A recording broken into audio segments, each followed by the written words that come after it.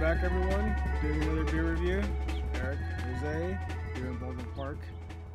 Or you would think that it's in some tropical place, but it's not. It's Baldwin Park. Looks can be deceiving. Yeah, it looks pretty nice though, actually. Yeah. Just what you're seeing, everything beyond that is sort of probably bad. Yeah. So here we go. First one up, the Bruery, Ride the Goat. 13.8 ABV. So this is a Weisenbock, or starts off as a Weisenbock, barrel aged.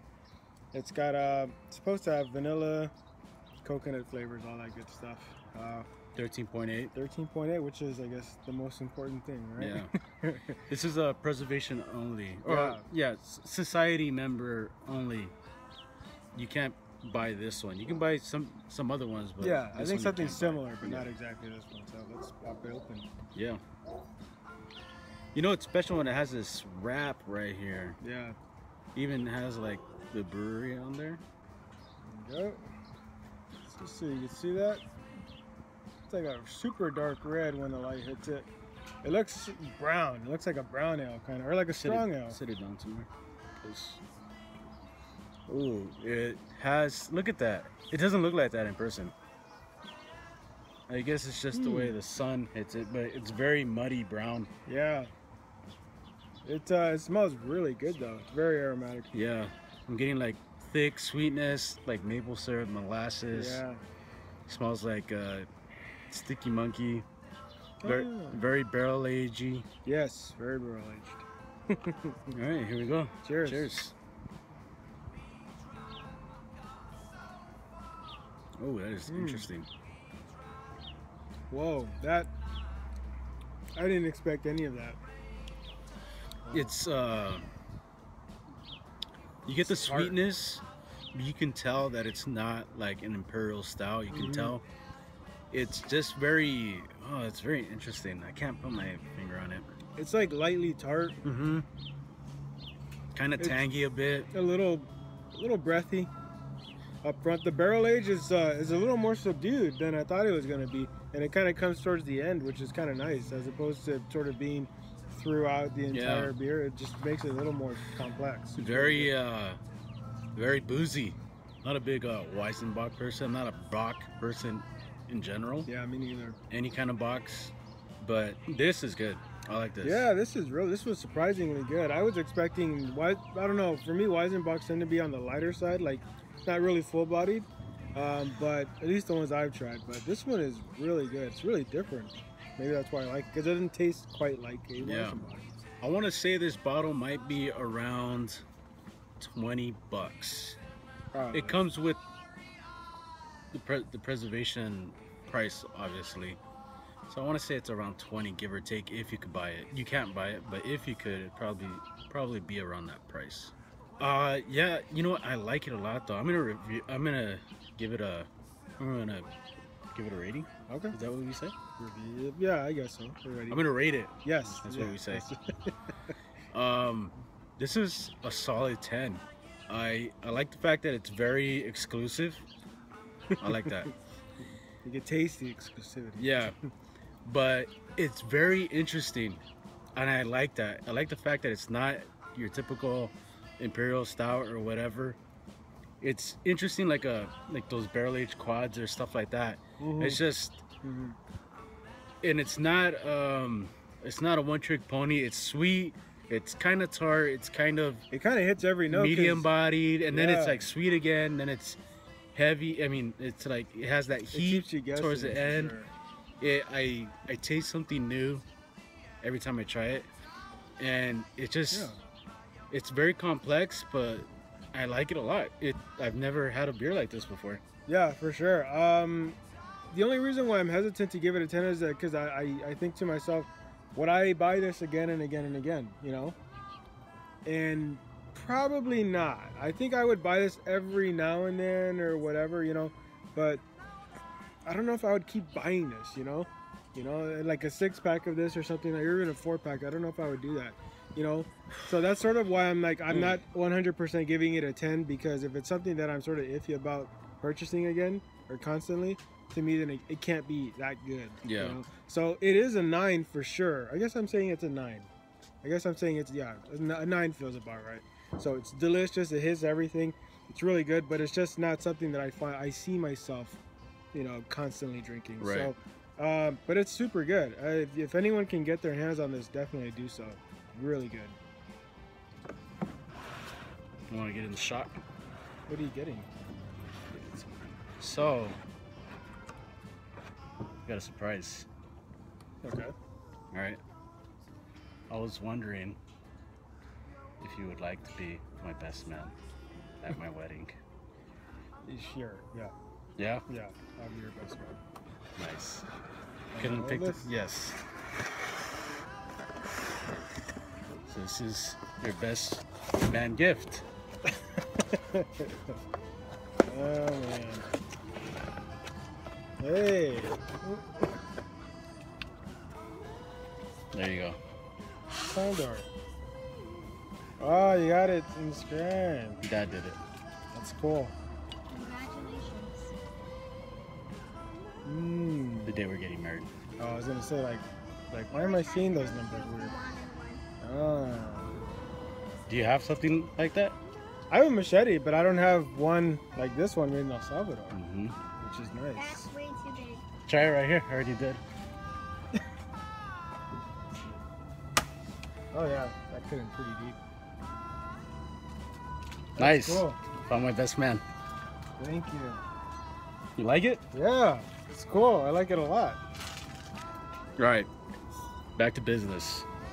This is the Bruery Confession. It's a collaboration, I believe, with a winery. This is very exclusive to society. You can't buy this at a liquor store or whatever.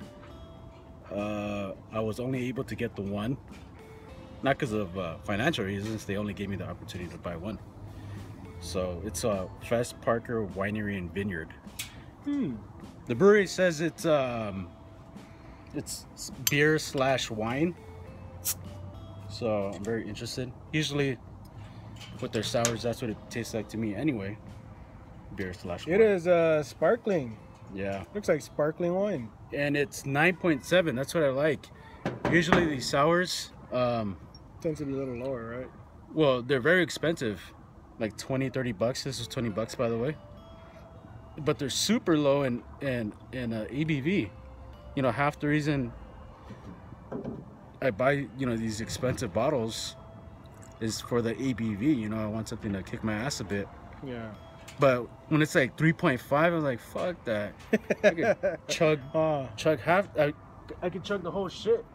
It's barely gonna catch me a buzz. Yeah. For like 30 bucks. Some people pay like 40 bucks, 50 Yeah. bucks. Fuck that. Well, it definitely smells like a sour and kind of like a wine, that vinegary-ness. It smells like straight wine. It's like fruity. It's bright. Smells good. Cheers. Cheers.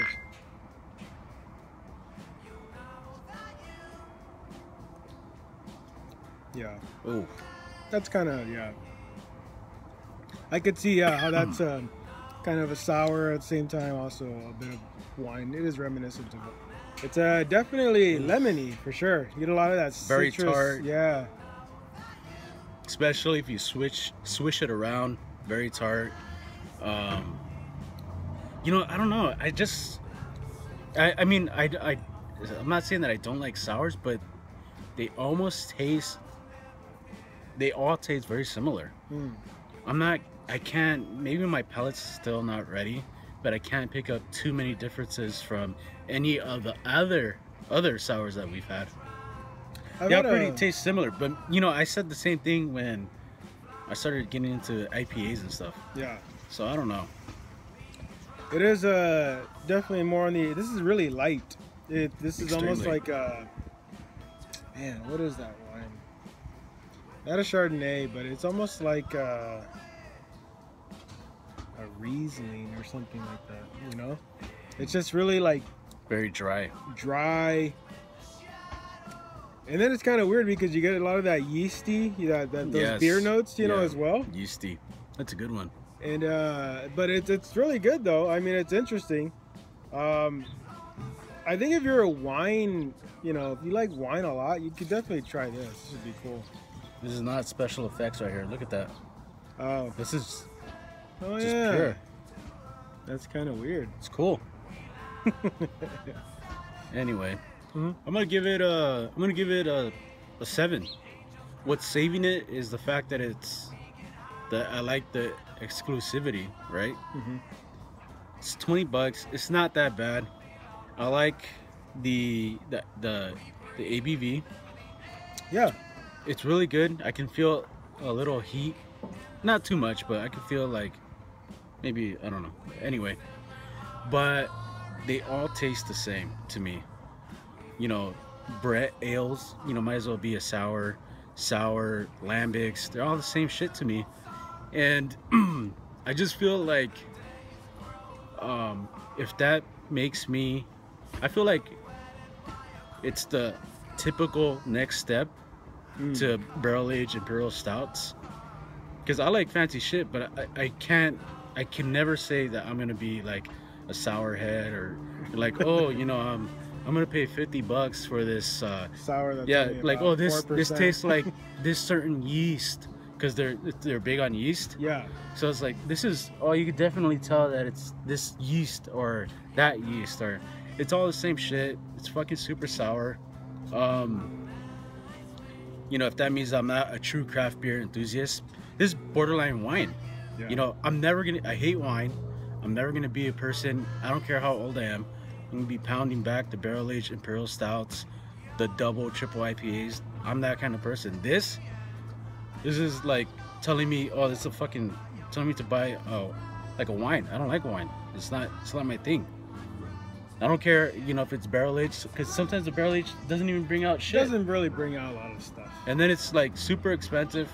Like, and there literally is people who willing to pay like a friend of mine bought a lambic that's like rare, made by this top-notch brewery for $40. It was like 4%.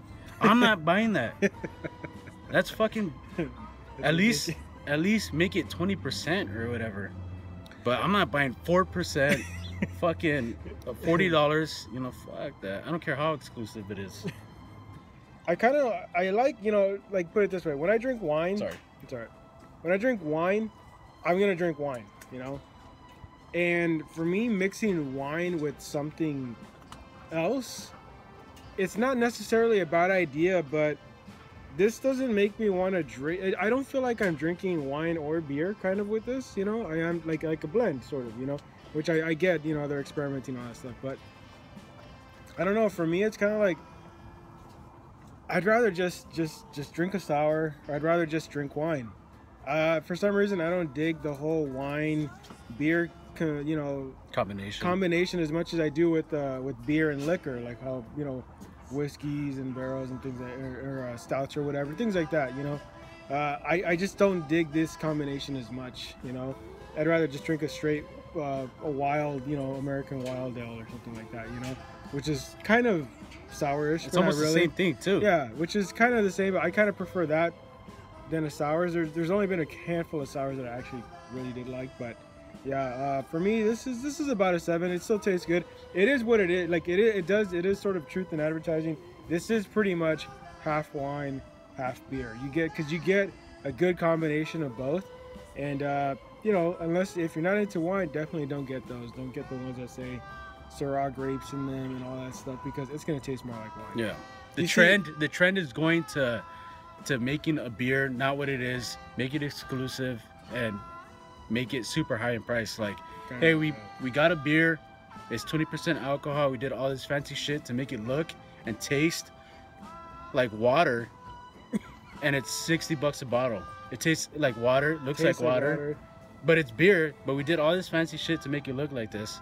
Yeah. Now we're charging you, and only fancy people can get it or whatever. Fuck that. Might as well just get fucking water. Yeah. To me, Or I another continue. beer. My journey continues to sours and stuff, but it's just cementing more the fact that I don't like sours. I think it's a fad, and it's bullshit. And you know, whatever. I enjoy it. I still enjoy it. Yeah. I'm not gonna stop drinking it, but it's just very pretentious, is what I'm trying to say. Until next time, keep experimenting, I guess. Yeah. Remember, safe words. Cheers. Cheers.